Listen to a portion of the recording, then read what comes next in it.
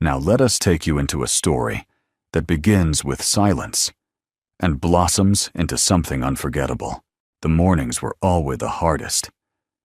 David sat at the kitchen table with his elbows resting on the wood, scarred by years of use. The coffee in his mug had long since cooled untouched. The house was quiet, save for the soft hum of the refrigerator and the occasional creak of wood contracting in the early Nebraska cold. Across from him sat an empty chair. Not just any chair. Her chair. Claire's chair. He still remembered the way she used to tuck one leg beneath her and hum tunelessly as she drank her tea. That chair had a curve in the cushion, from the way she sat, a soft indentation, like a whisper she had left behind. David couldn't bring himself to move. It couldn't let it go. As long as it stayed, maybe something of her did too. He glanced toward the hallway. The light was off. Eli hadn't gotten up yet. It wasn't unusual. Since Claire died 2 years ago, Eli had turned from a bright, chatty 6-year-old into a silent observer of the world. He spoke less and less until one day he just stopped altogether. David stood and walked to the window. The sun was rising slowly over the frost-covered field behind their house, a thin layer of light stretching across the earth like a prayer. He sighed and took a sip of cold coffee, wincing. 2 years of single parenting hadn't made him any better at mornings, or cooking, or life. Really. He had tried his best. He packed lunches, showed up for parent-teacher meetings, learned how to braid hair, though thankfully Eli had never asked, and pretended not to notice the pitying looks from other parents. He wasn't ashamed of being a single dad, but he was tired, bone deep, tired, and Eli was slipping further away with each passing month. He walked quietly down the hall and gently opened the boy's bedroom door. Eli was curled into a ball beneath a thick quilt, only the top of his dark blonde hair showing. David knelt beside the bed. "Morning, buddy," he said softly. No response. He hadn't expected one. "I made oatmeal." He added, though he hadn't, "with cinnamon like you." Like, still nothing. David reached out, brushing a strand of hair from Eli's forehead. He hesitated, then leaned forward and kissed his son's temple. "We'll try again tomorrow, huh?" he whispered. That night, after Eli had been bathed, fed and tucked in silently. Of course, David found himself sitting at the kitchen table again, scrolling through old emails on his battered laptop. He wasn't looking for anything in particular, just something to occupy the ache that never fully left his chest. That's when he found it, the application he'd half-heartedly filled out a year ago. It was for a mail-order bride agency. He'd never told anyone about it. Not his brother, not his pastor, not even Claire's sister, who called twice a month to check in on Eli. Back then he wasn't looking for love, just someone, a kind soul, a steady presence, a woman who might not mind, quiet nights, a child who didn't speak, and a man who barely knew how to keep a home together. Someone who might help his son smile again. He had received a few profiles, even written back once or twice, but eventually he gave up. Who in their right mind would want to step into a life so broken? He closed the laptop and sighed. He had tried. 3 days later, as David carried a load of firewood toward the porch, he noticed a figure standing near the edge of the driveway. She looked out of place, petite, bundled in a too-thin coat with a scuffed suitcase beside her. Her dark hair was tied back in a braid, and she was looking up at the house with a kind of cautious hope that struck him immediately. He set the wood down and approached slowly. "Can I help you?" he asked. She hesitated, then pulled something from her coat pocket, a printed photo. His profile, a year old, but undeniably him. "I am Lena," she said with a faint accent. "You wrote me once." David blinked. Memories came rushing back. Brief messages exchanged, then silence. He hadn't expected an answer, hadn't expected her I didn't know you were coming." Lena's eyes dropped. "I had nowhere else." David studied her face. She looked tired, older than the picture he remembered. Not worn out, just weathered, like someone who had seen disappointment too many times and had grown quiet with it. He glanced toward the house, then back at her. "Do you want to come in?" he asked, unsure what else to say. She nodded once, then picked up her suitcase. That night, David made the first decent meal in weeks. Chicken stew Lena offered to help, but he waved her off. She sat quietly at the table watching him with a kind of stillness he wasn't used to. Eli peered at her from the hallway, eyes wide, then disappeared.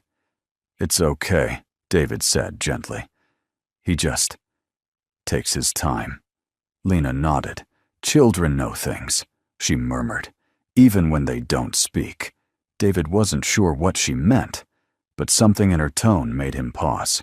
They ate mostly in silence, but it wasn't uncomfortable. Just unfamiliar.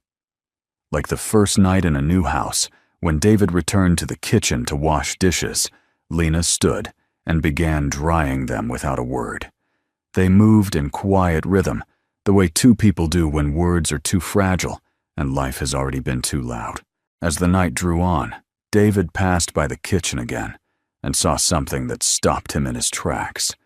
Lena was sitting at the table, Eli silent. Solemn, Eli was perched across from her. Between them sat an old, worn music box Claire used to play at bedtime. David had forgotten it still worked. Lena turned the crank slowly. A soft, familiar melody filled the room. Eli didn't say anything, but he didn't leave.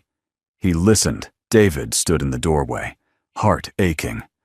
Something had shifted. Something had begun. The next morning came wrapped in fog. Thin threads of mist coiled through the bare trees in David's backyard. Like ghosts that hadn't yet let go, he stood on the porch with a mug of hot coffee watching the shapes of the world slowly come into view. Inside he could hear the clink of dishes, Lena already awake and moving quietly through the house, like she belonged there. It unsettled him, that sense of ease. She had arrived only last night. A stranger, and yet there was something about her presence that didn't feel foreign. It was as though the air had shifted, not dramatically, but gently, as if the house had taken a breath it hadn't known it was holding. He stepped inside. Grateful for the warmth, Lena looked up from the sink, her hands buried in soap and water. "Good morning," she said simply. David nodded. "You didn't have to. I don't mind." Her voice was soft but resolute. She didn't need thanks. He poured himself another cup of coffee. "Did you sleep okay?" She dried her hands on a towel. "Better than most nights." That was all she said. No complaints, no lingering sadness in her tone. Just a fact. He respected that. Eli emerged from his room a few minutes later, his steps tentative. He paused at the end of the hallway, eyeing Lena from beneath the brim of his messy hair. Lena didn't speak. She only smiled gently without pressure. Eli looked at David, then at the kitchen table. Finally, he slid into his usual chair without a word. It was the first morning in months that David didn't have to carry him there. After breakfast, David walked Lena out to the old shed beside the house. It hadn't been used in years, except to store unused lumber and dusty garden tools. He opened the door with a creak and glanced inside. "It's not much," he said, "but if you want your own space, we can fix this up." Lena stepped into the doorway and looked around, taking in the cobwebs and cracked windows, the way sunlight spilled unevenly across the dirt floor. And then she did something unexpected. She smiled, a real smile. Not wide, not loud, but real. "I like it," she said. "It has bones. It just needs care." David looked at her surprised. Most people would have turned away. She turned back to him. "Thank you." He didn't know what to say to that, so he simply nodded. That evening, after Eli was asleep, David returned to his laptop.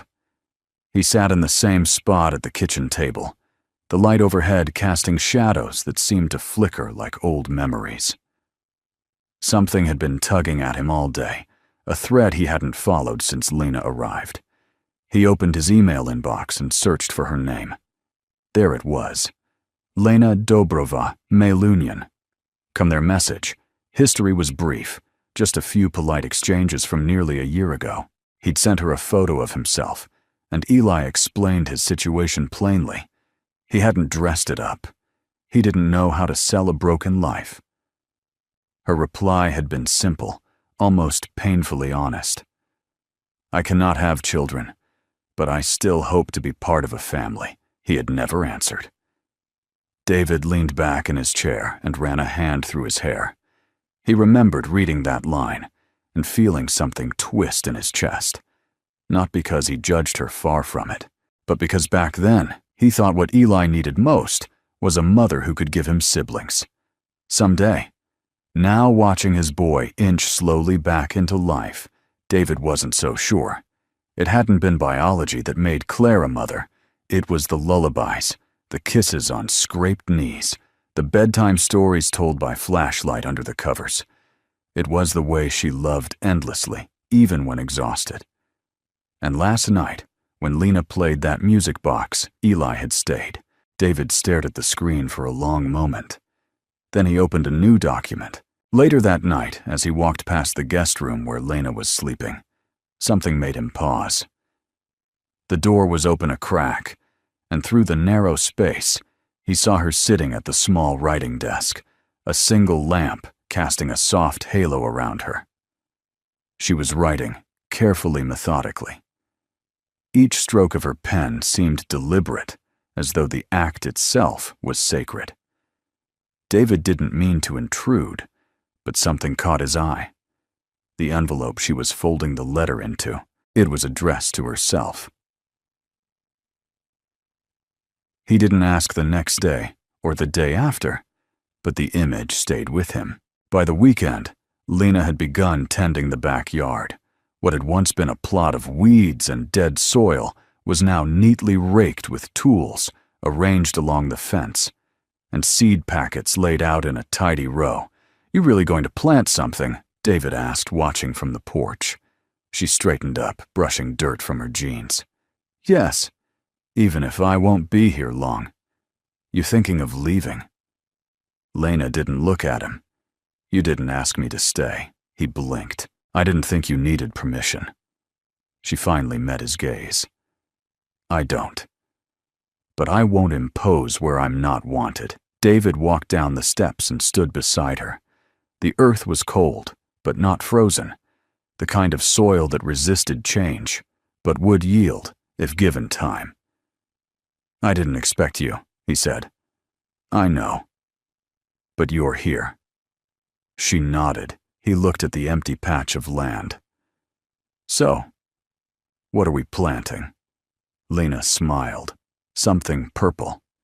Something that comes back each year." That night, after the house had gone still, David returned to the kitchen, opened the laptop again, and added one last sentence to the document he'd begun days earlier.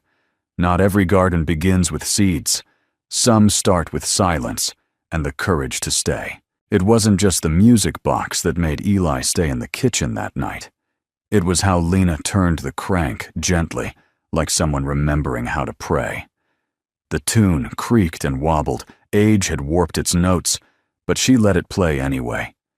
Imperfect, fragile, familiar. Eli hadn't moved. He'd simply sat there watching her, the way a boy watches someone who isn't afraid of silence. That moment planted something in David. Something he didn't dare name yet, but it lingered long after the music stopped. The following morning, Lena woke early. Earlier even than David. By the time he came into the kitchen, bleary-eyed and tugging a flannel shirt over his undershirt, she was already kneading dough on the counter, the smell of yeast and flour warming the air. "You don't sleep much," he remarked. "I sleep when I feel safe," she said, without looking up. Today is better. He watched her hands work, strong, deliberate hands. She wasn't delicate the way some men might expect. She had the hands of someone who had done real work. Carried weight. He poured 2 cups of coffee, slid one across the counter. You don't have to cook, you know. Lena smiled faintly. It calms my mind, David nodded. You're welcome to use the kitchen whenever you want, Eli. Well, he likes routine. Children do, she agreed, but they also recognize care, even if it's new. She said it so simply, but David felt the truth of it. Eli had eaten more the last 2 days than he had in the previous 2 weeks. Later that morning, David found Lena in the living room standing before the old upright piano tucked in the corner. It was Claire's, though no one had played it since the funeral. Dust covered the keys like a soft gray shroud. I didn't know you played, he said. I don't. Not well. Lena pressed a single key. A dull C note rang out slightly. Flat. My mother was a pianist, she said, fingers hovering. She taught me when I was little, but I forgot most of it. When I moved, life became too loud for music. David didn't speak. There was pain in her voice, not dramatic, but quiet and ancient. I tried once years ago, she continued. After I found out I couldn't. After the doctor told me I'd never. Her voice trailed off. She didn't need to finish. He knew she couldn't have children, and in many corners of the world, including some corners of his own country, that truth alone had made people walk away from her. But here she was, standing in a stranger's home, dusting off a piano that hadn't known sound in years. I think Claire would have liked you, David said, quietly. Lena's hand paused on the keys. She loved this old thing, played lullabies for Eli almost every night. He'd fall asleep before she finished. Lena touched one more key, then pulled her hand back. I don't know. Lullabies, she whispered. Only half songs, pieces. But I remember one melody. David tilted his head. The one you hummed? She nodded. It doesn't have words. My grandmother sang it while she worked in the kitchen. I used to follow her and try to match the notes. She said if I ever got lost, I should sing it out loud, and someone would find me. David swallowed the lump in his throat. Maybe Eli remembered it too, she added. Through Claire.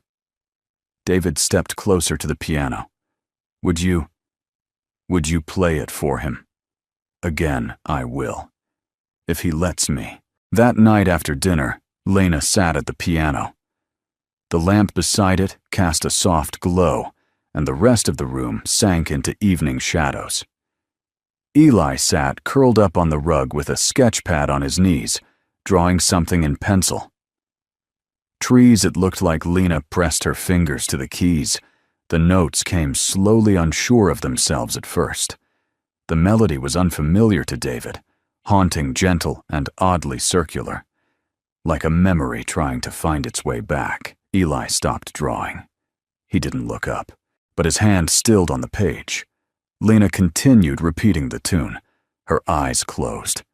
This time, the melody grew fuller, braver, still broken in places, but carried with tenderness.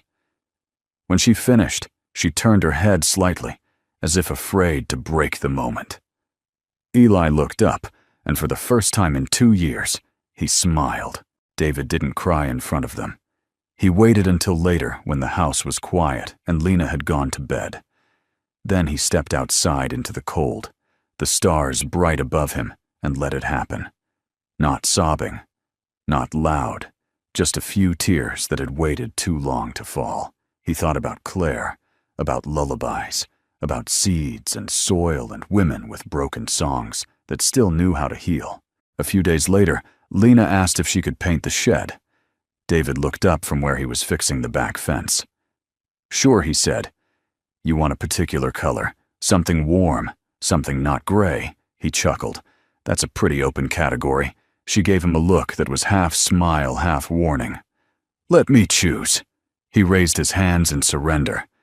"It's your shed now." That evening she came back from the hardware store with 2 gallons of sunflower yellow paint and a stack of small brushes. For Eli, she said, so he can help. And help. He did. Clumsy, silent, but focused. He dipped the brush too deep, got yellow streaks on his cheeks, and painted a wide arc that was supposed to be a window frame, but ended up a sunburst. Lena only laughed and said it was perfect. That night, when David tucked Eli in, the boy looked up at him and held out a drawing. It was of their house, the garden, the shed, bright yellow now, and a stick figure of Lena beside a stick figure of him. Between them, he'd drawn a heart. David didn't know what to say.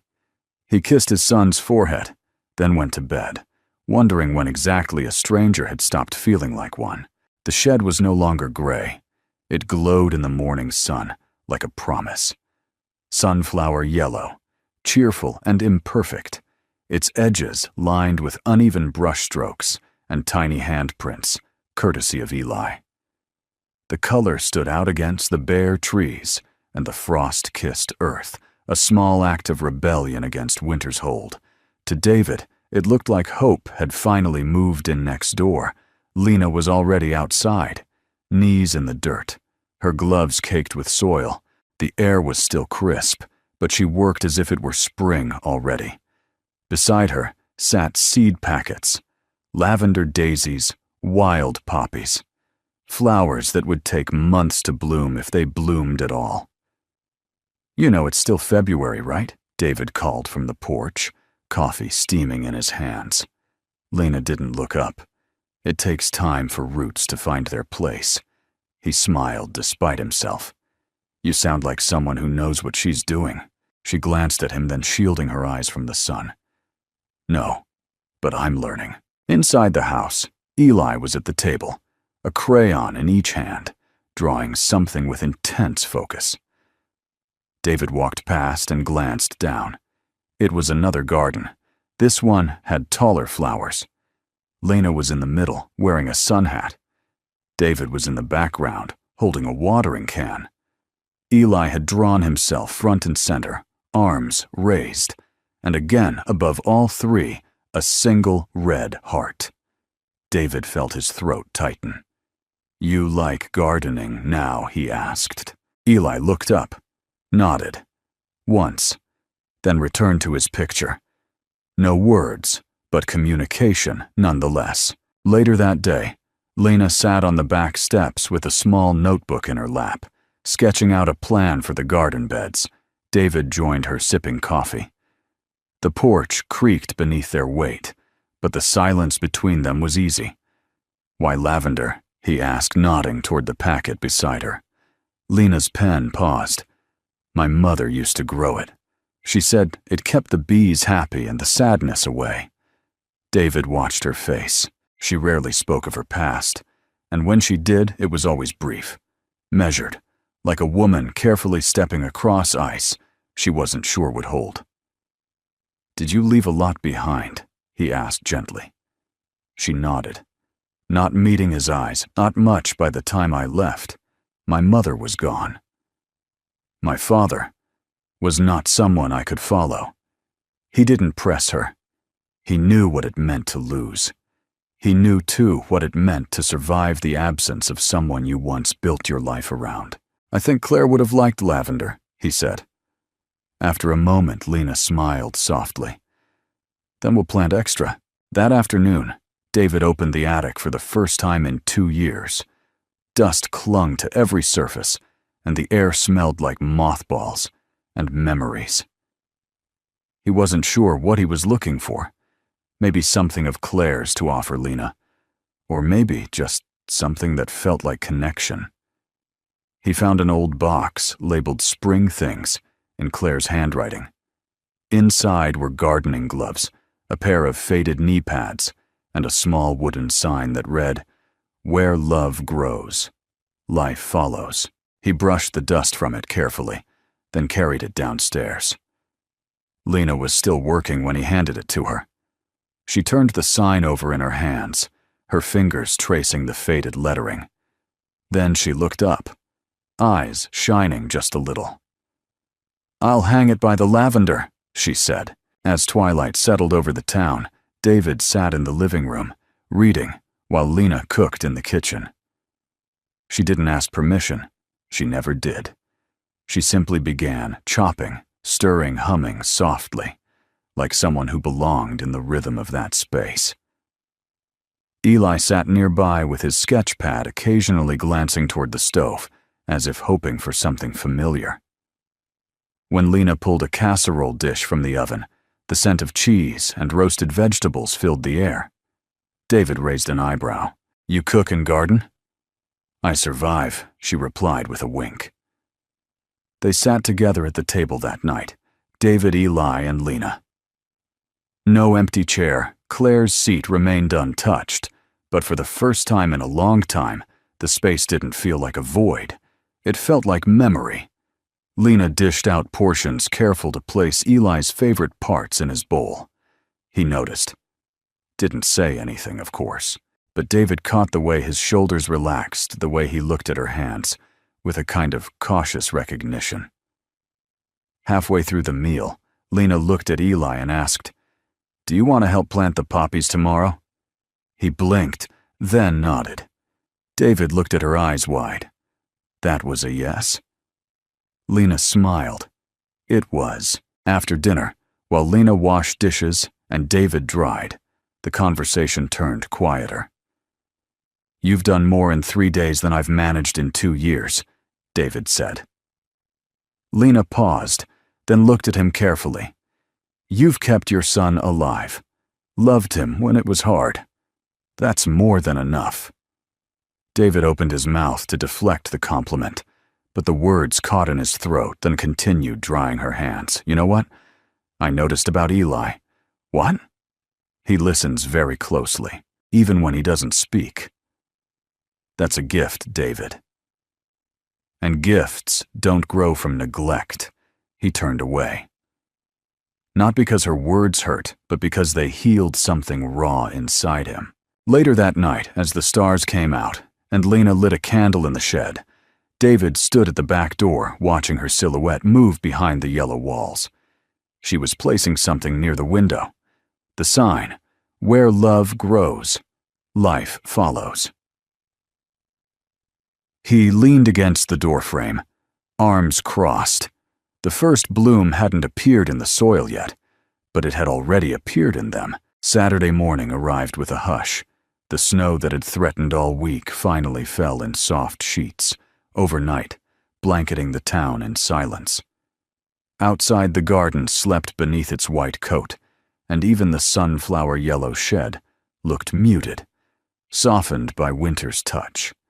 Inside, warmth filled the kitchen. The oven hummed low. The windows fogged, and flour dust danced in the air like powdered snow. It was baking day, a tradition that had once belonged to Claire. Lena stood at the counter in Claire's apron, an old floral thing with one torn strap, and measured out ingredients with the precision of someone who found comfort in repetition. Beside her stood Eli, barefoot sleeves rolled up to his elbows, his expression serious as he sifted flour into a wide ceramic bowl. David watched from the doorway, coffee in hand, doing his best not to interrupt. He didn't want to break the spell, because that's what it felt like, a spell. Eli hadn't stood in that kitchen beside anyone in years.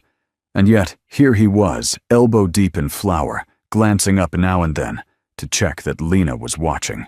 She always was. "Next, we add the butter," Lena said softly, sliding a stick across the counter. Cold, but not too hard. Eli picked it up, cut it carefully into cubes, and dropped them into the flour. His fingers moved slowly. Methodically, David could see his tongue press against the corner of his mouth, the way he used to do when learning to write letters. "Want to do the mixing?" Lena offered. Eli nodded, and just like that they worked side by side, not as teacher and student, but as something gentler, something closer. David turned away, his chest tightening. He hadn't realized how deeply he missed the sound of movement in that kitchen. Not just the clatter of utensils, but the life, the togetherness. By late morning, the smell of cinnamon and brown sugar filled the house. Cinnamon rolls, Lena had said something simple. Sweet. Something warm. Eli sat on a stool by the window while the rolls baked, drawing in a fresh notebook Lena had given him. She said every good recipe deserved a picture. Eli had taken it seriously. He was sketching something now. David couldn't tell what, but it had round shapes and swirls. Maybe the cinnamon rolls themselves. Maybe something more. Lena leaned on the counter, watching him. "He's an artist," she said. David nodded. Claire used to say the same thing. She was right. He looked at her, noticing the way the sunlight touched her hair, the way her face softened when she looked at Eli. It was the first time in a long while he didn't see his son as a responsibility he had to shoulder alone, but as a child being seen. That mattered. When the timer rang, Eli jumped up. Lena pulled the tray out carefully, steam rising in waves. "Want to frost them?" she asked. Eli nodded, almost grinning. David couldn't remember the last time his son had shown anticipation, let alone joy. As Lena handed him the spatula and the bowl of icing, she said, "Go slow, like painting." Eli dipped the tool in and began spreading the icing with short, careful strokes. He didn't speak. He didn't need to. They ate the first roll while standing in the kitchen, fingers, sticky eyes crinkled with warmth. David tried to speak, but the words failed him. He looked at Lena instead, a silent thank you in his gaze. She nodded, accepting it like she understood. After breakfast, Eli disappeared into the living room with his notebook. Lena began tidying the counter. David stayed behind, leaning against the fridge. "You're good with him," he said. Finally, Lena didn't look up. "I don't try to be. That's what makes it real." She paused, a spoon in her hand, and glanced over at him. "I don't know how to be a mother," she said. "I never got the chance." David met her eyes. "You're doing just fine." There was a quiet beat between them, something unspoken settling into place. That afternoon, David took Eli sledding on the hill behind the school. They bundled up in mismatched layers, loaded the plastic sled into the truck, and drove through the snow-glazed town, the roads still quiet after the storm. Lena didn't come. She stayed behind to read, she said. But David suspected she wanted to give them space. Still, Eli asked about her, held up a drawing he'd made in the truck, and tapped on it twice. David glanced at it, a picture of all three of them baking in the kitchen. He nodded. "She'll see it," he promised. When they returned, cheeks red and boots soaked, the house smelled like something new. Apple and vanilla. Lena was in the living room, a book in her lap, the music box on the table beside her. Eli handed her the picture. She looked at it for a long time, then smiled. "May I keep this?" she asked. Eli nodded.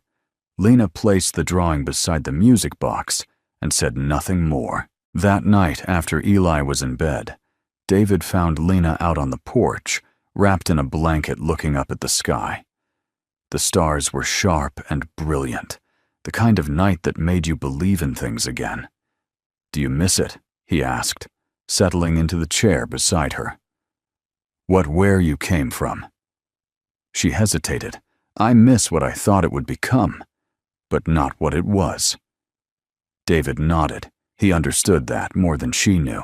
They sat in silence for a moment, listening to the wind rustle the bare branches. Then he asked the question that had been sitting in his chest for days. "Why did you come here, Lena?" Really, she didn't look at him, because your message was the only one that didn't try to sell a dream. It just told the truth. A widower. A boy who wouldn't speak. A home that needed warmth, and I thought maybe I could help, even if I couldn't give much. David's voice was low. "You've already given more than you know." In the window behind them, The shed glowed faintly under the porch light, its yellow paint catching hints of silver. And inside the house, a child slept with drawings beneath his pillow of cinnamon rolls, yellow walls, and a woman who sang broken songs. The sky was already bruising by late afternoon. Clouds stacked on the horizon, thick and restless, like a warning whispered too late. Nebraska storms didn't ask permission. They rolled in sudden and stayed longer than welcome. David watched from the porch, a deep furrow in his brow.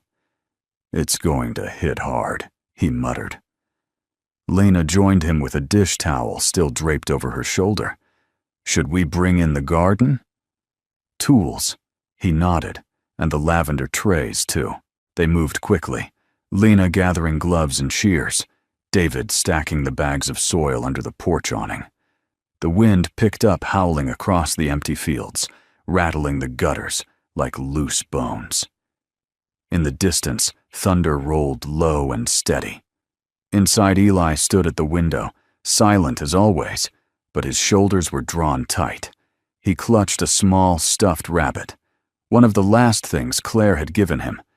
David had almost forgotten it existed. "He doesn't like storms," David said softly to Lena as they stepped back inside. "He used to crawl into our bed during thunder. After Claire passed, he just stopped asking." Lena nodded, her expression unreadable. By early evening, the storm arrived in full. Rain lashed against the windows, and branches beat against the roof like restless hands. Power flickered, then cut entirely. The house fell into shadows, lit only by the soft glow of the fireplace. Lena lit candles from the emergency box. David checked the basement, the sump, pump, the windows. Eli stayed on the couch, curled into a tight knot under a quilt rabbit still pressed to his chest. "Should we tell a story?" Lena offered gently. No answer. She didn't push. Instead, she sat beside him, not too close, and began humming that same broken melody, a lullaby without words. A tune that remembered home, even when the world didn't. David stood at the edge of the room, watching. The storm raged louder. Then, as if pulled by something ancient and instinctual, Eli reached out and touched Lena's sleeve. She turned to him. "Do you want me to stay?" she asked, a tiny nod. David felt something shift again, not with thunder this time, but with silence. With permission, but storms have a way of pulling loose more than just tree limbs. Later that night, long after Eli had drifted into sleep, David found Lena standing in the kitchen holding an envelope. It was the letter, the one she had written to herself. "I wasn't going to say anything," she began, "but I've been offered a position in Colorado. A family needs a caretaker for their child. They know about my condition. They don't mind." David felt like the floor had dropped beneath him. "Are you leaving?" "I haven't decided." He swallowed. "You told Eli you'd stay." "I told him I would, if he wanted me to." David's voice was quiet, restrained, and he does. Lena's eyes searched his. "Do you?" The question struck deeper than he expected, not because he didn't know the answer, but because he'd never let himself believe he had the right to ask someone to stay again. Not after Claire. Not after watching his son retreat into silence. "I do," he said, finally, then added, "but I won't trap you in a life that's still grieving." Lena stepped closer. "You're not asking me to replace her." "David, I know that." He looked at her, and for the first time said. What had lingered unspoken, she was kind, gentle. "But your strength, you hold without clinging. You heal without asking anything back." Lena's voice cracked. "No one's ever said that to me." Then maybe no one ever looked hard enough. The storm knocked out the rest of the power overnight. But in the morning, the house was calm, damp, quiet, a little broken, but standing, and on the kitchen table beside the now cold candle, Lena had left the envelope. David picked it up with trembling hands. It wasn't addressed to herself anymore. It was addressed to Eli. Inside was a letter, simple, handwritten. Careful. Dear Eli, I don't know if you will ever want to read this, but I wanted you to know something. I once believed I had nothing to give. I couldn't give a child to the world. Couldn't offer a family what they thought they needed. But then I met you, and you gave me a place to belong. If I get to stay, it won't be because I'm needed. It will be because I am loved. With all my heart. Lena. David folded the letter, slowly, tears blurring the words. He didn't wake Lena. He just stepped outside the sky, still thick with gray, and began digging a new garden bed right beneath Claire's favorite window. It would be for Lavender, and for Lena, and for every broken thing that bloomed again when given the chance. By mid-morning, the sky had softened into a gentle gray. The storm had passed, leaving behind a backyard littered with broken twigs, soggy soil, and a single garden glove that had blown off the porch and lodged beneath the rosebush. David retrieved it quietly and placed it on the bench beside the shed where Lena would find it. Inside the house, he could hear the faint murmur of water running the shower. The scent of fresh soap drifted faintly down the hallway, blending with the smell of toast. Lena must have made for Eli, who was quietly sketching at the dining table. The child was calm again for Zent. There was no trace of the fear from the night before, only the gentle return of routine. But beneath it all, David sensed something had shifted permanently. He moved to the kitchen and found the envelope again. Lena's letter to Eli, still folded, resting on the windowsill. He hadn't shown it to his son. Not yet. It felt like a sacred object now, something to give at the right moment, not just when it was convenient. And then he noticed something else. Tucked behind the letter was another page, creased slightly, smudged, addressed in the same looping hand. But this one was not signed, nor sealed, nor given its first words. To the man I almost never met. David sat down. To the man I almost never met, I want to tell you something. I never had the courage to say. I came here with no expectations. I had been discarded by a man who wanted a perfect woman, a perfect future. A child I couldn't give him. I had one suitcase, 3 words of English hope left in me, and a list of addresses I never intended to use. Yours was the last. The message you wrote didn't sell anything. It wasn't dressed in romance or promises. It was just true. A man who had lost a wife, a son who wouldn't speak, a house that needed softness. And I thought perhaps I could offer something other than children. Perhaps presence, perhaps patience. You didn't ask me to fix you, or him. You let me stand quietly beside both of you, and you never once demanded more. That's what made me stay. If I leave, it won't be because you failed me. It will be because I failed to believe I deserve to be chosen. But if I stay, it's because for the first time I believe a home isn't made by blood or walls. It's made by where a boy whispers a word that once broke me and makes it whole again.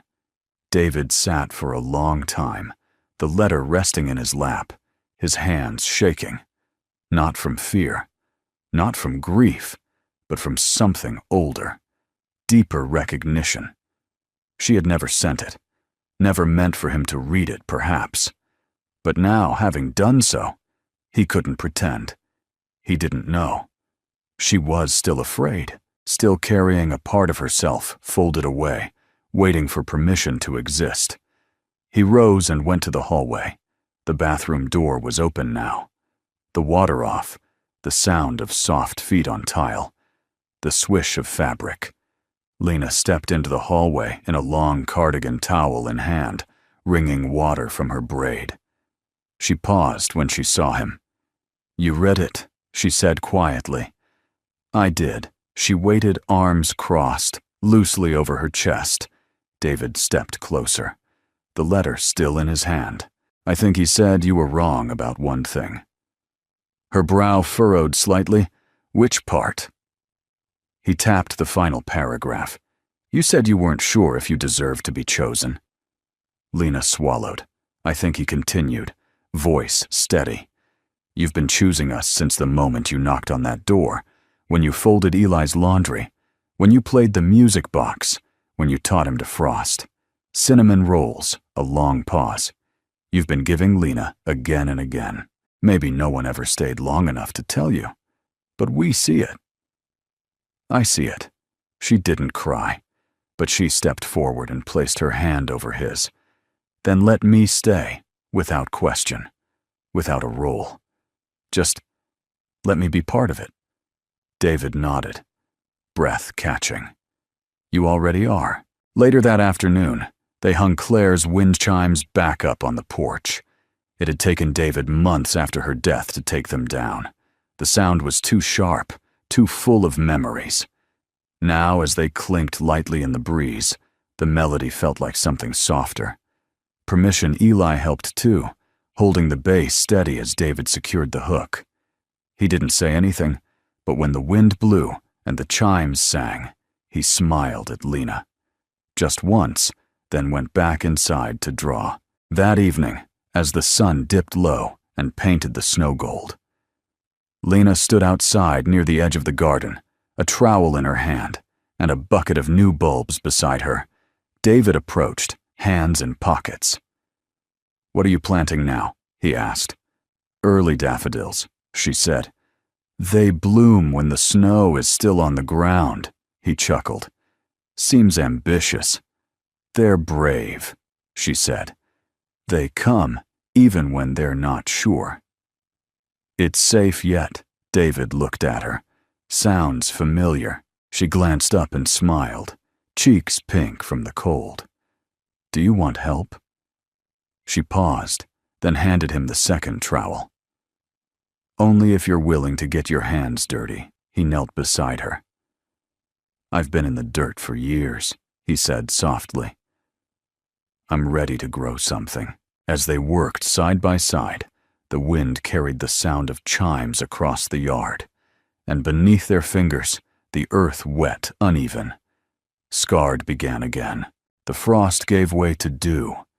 In the early mornings, David would wake to find the windows slick with condensation and the ground outside damp, but no longer frozen. The air held a softness, now a whisper of spring, even though winter hadn't fully let go.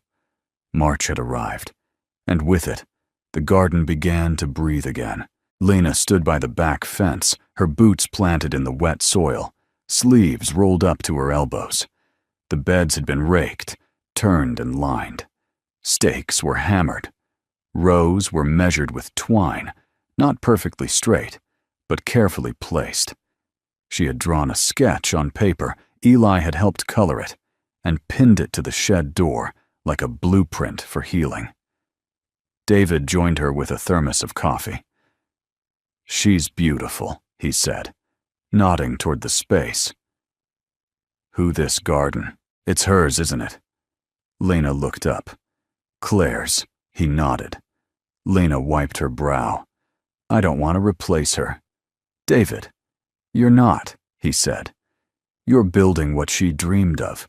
There was a pause, gentle and full of understanding. Then Lena smiled. "Then let's build it well." They worked for hours each day, not out of duty, but out of desire. The shed became a center of life.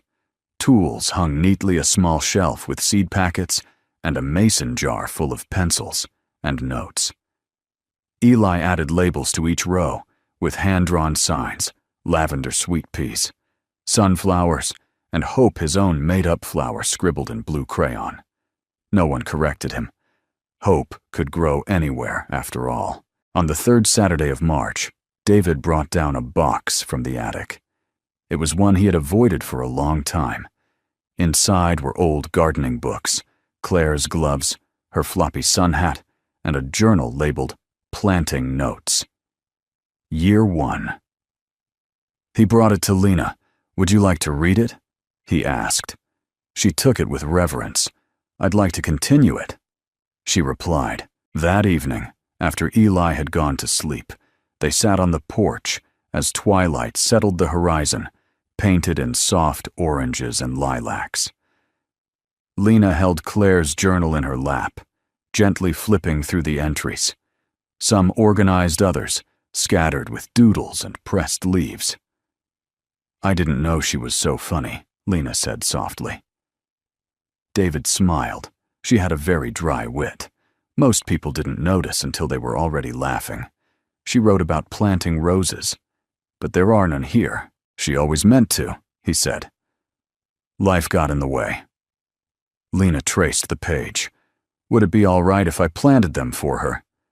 David didn't answer immediately. Then quietly, "I think she'd be grateful, especially coming from you." The next day they made it official. David carved a wooden sign by hand, simple and strong. Eli helped him paint the letters. When they were done, Lena drove the first stake into the ground, and together they placed it at the center of the main flower bed. The sign read, "Claire's Garden." Where love is rooted. They stood in silence afterward, not out of sorrow but reverence. And as if the world understood, the sun broke through the clouds, casting golden light across the soil. That afternoon, neighbors began to notice Mrs. Jenkins from 2 houses down brought over a tray of lemon bars. "Saw you working," she said.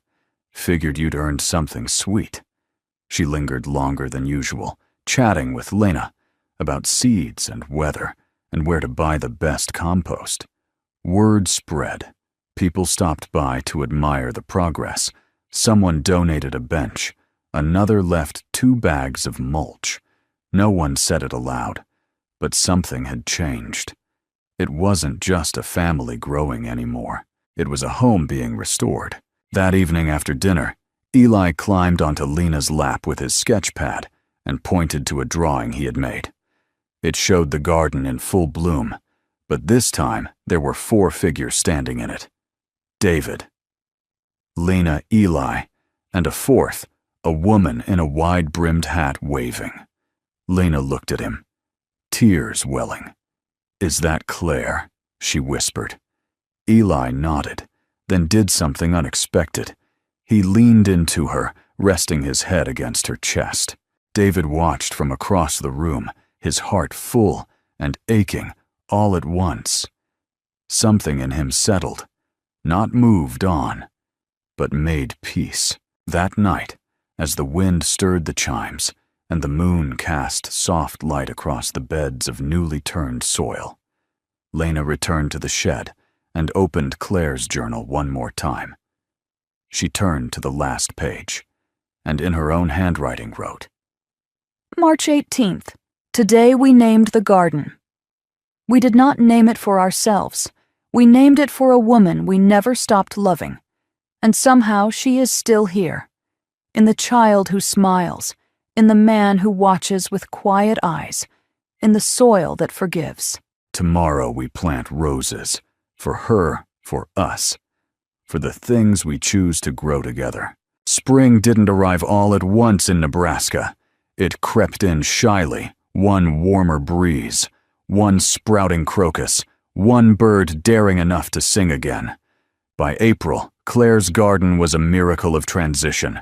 Rows of green peeked from the dark earth, lavender shoots lifted their spines toward the sky, and a few bold daffodils bloomed early bright yellow against the memory of frost. And the town noticed. It started with glances, neighbors slowing their steps as they passed the backyard. Heads tilted curiously. Then came the cautious waves. After that, the questions. "What are you planting this year? Is that lavender in the front bed? Do you sell starts?" And slowly the people came. It was Lena who suggested they open the gate for the spring festival. "Just for a few hours," she said. "Let the children walk through. Maybe offer lemonade." David hesitated. He had kept the space private for so long. But Lena, with her quiet wisdom, simply said, You never heal by hiding. He knew she was right. On the morning of the festival, Lena wore a cotton dress with tiny blue flowers and a denim apron over it. Her hair, normally braided, was left loose beneath a straw hat that had once belonged to Claire. David almost couldn't speak when he saw her. "You look," he began. She smiled, like someone who belongs here. He nodded, exactly like that. Eli stood between them holding a wooden sign he had painted the night before. It read, "Welcome to Claire's garden. Love grows here underneath." In smaller letters, he had drawn 3 stick figures and a rabbit, David, Lena himself, and Claire's wind chime. By mid-morning, the garden buzzed with life. Children darted between rows of flowers, some carrying seed packets Lena had prepared in small paper envelopes. Mrs. Jenkins brought lemonade and shortbread. Mr. Keller, the retired postmaster, donated folding chairs. A girl from the high school art club offered to paint faces. No one asked why the garden was named after someone who wasn't there. No one questioned why the quiet woman with the accent now stood at its center. They simply came and stayed. And Lena. She shone, not loudly, not with grand gestures, but with the kind of warmth that settles deep into the bones. She knelt to show children how to plant marigolds, offered kind nods to the shy parents, and laughed, truly. Laughed for the first time in months. David saw it. So did Eli. At one point, Eli took Lena's hand and pulled her toward the bench beneath the cherry tree. He pointed to a woman across the garden, gray-haired, kind-faced, unfamiliar. Lena followed his finger, puzzled. Then she realized it was the town's social worker, Mrs. Dawkins, the same woman who had once visited David's home after Claire's death, checking on Eli's well-being, silently assessing whether a grieving widower was capable of holding together what was left. She was watching now, not judging, just observing. And then Eli did something unexpected. He turned toward Lena, took a breath, and whispered, "Mommy." Just once, barely audible but clear. Lena froze. The earth might as well have stopped spinning. David heard it too. He looked over, saw her eyes glisten, her body still as stone. Eli, unaware of the world he had just shifted, simply held her hand tighter. And across the garden, Mrs. Dawkins smiled and looked away. Later, after the festival wound down, Lena sat beneath the cherry tree with her hat in her lap and her heart still pounding from that one small word. David joined her with a slice of pie. He handed it to her without speaking. They sat like that for a while. Then softly she asked, "Do you think I'm allowed to keep that moment?" David turned toward her. "Lena, I think you earned it." That night, long after the guests had gone and the dishes were done, Lena stood alone in the garden, barefoot in the soft grass. Letting the moonlight touch her face, David came out quietly watching her. "You're still up," he said. "I didn't want the day to end." He nodded. "It was a good one. The best," she whispered. He stepped closer. "Eli meant it, you know."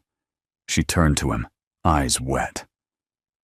"I know. That's what makes it so hard to believe." "Then believe it anyway." Lena smiled through her tears. David reached out and took her hand.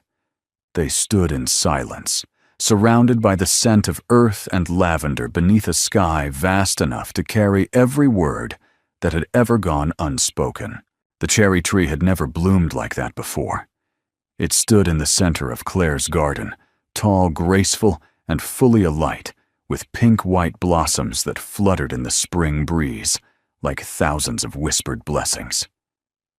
Lena stood beneath it that morning, hands clasped around a mug of tea, her eyes tilted upward in silent awe. "I think it waited," David said from the porch. "For you." She turned, raising a brow. "Trees don't wait. This one," Diddy said. "I planted it the year we moved in.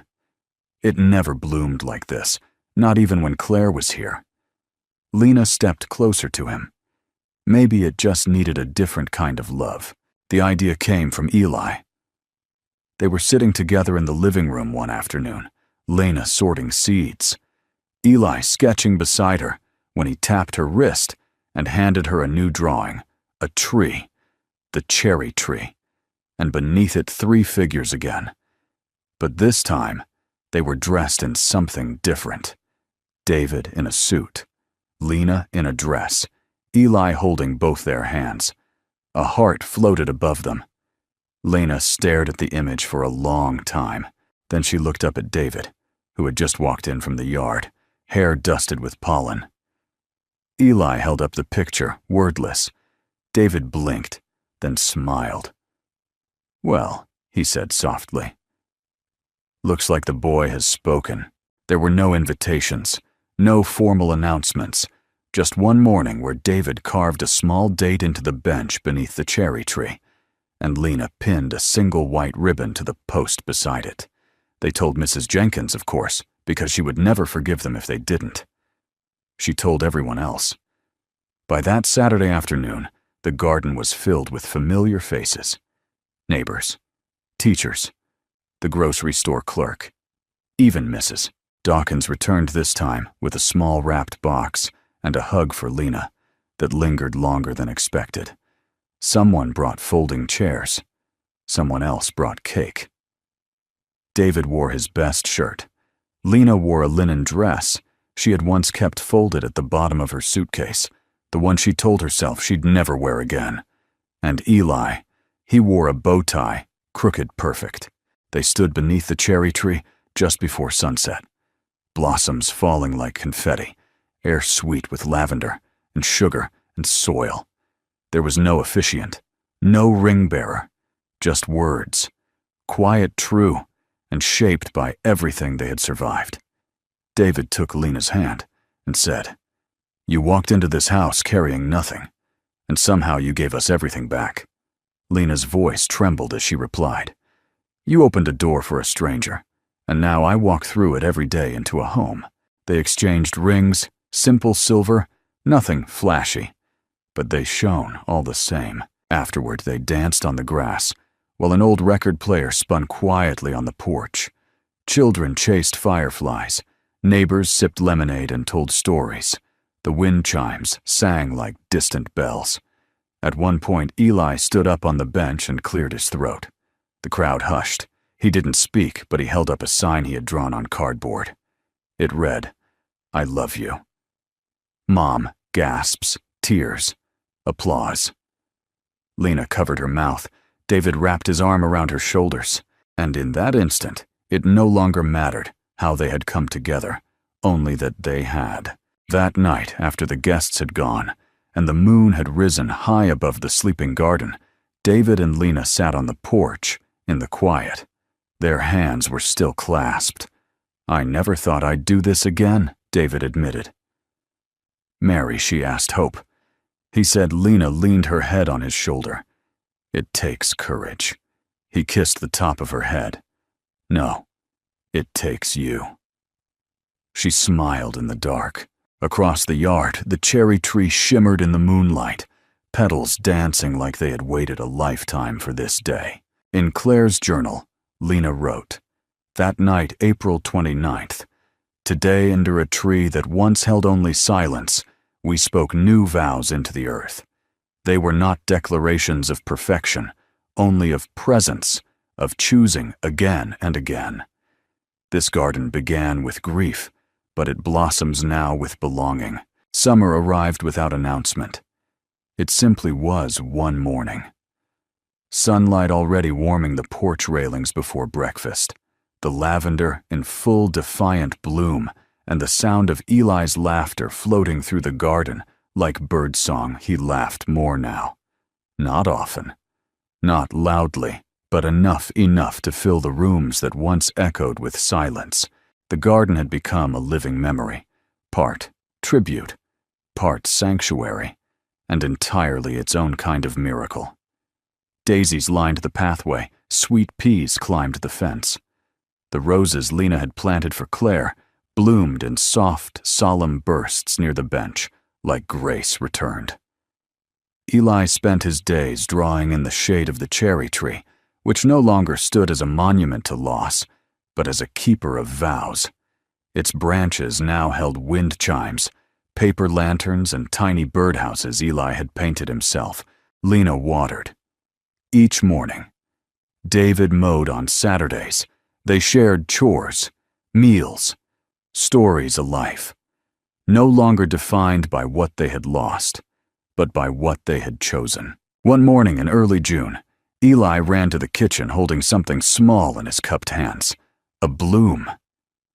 Lena guessed. He shook his head, eyes shining, a feather.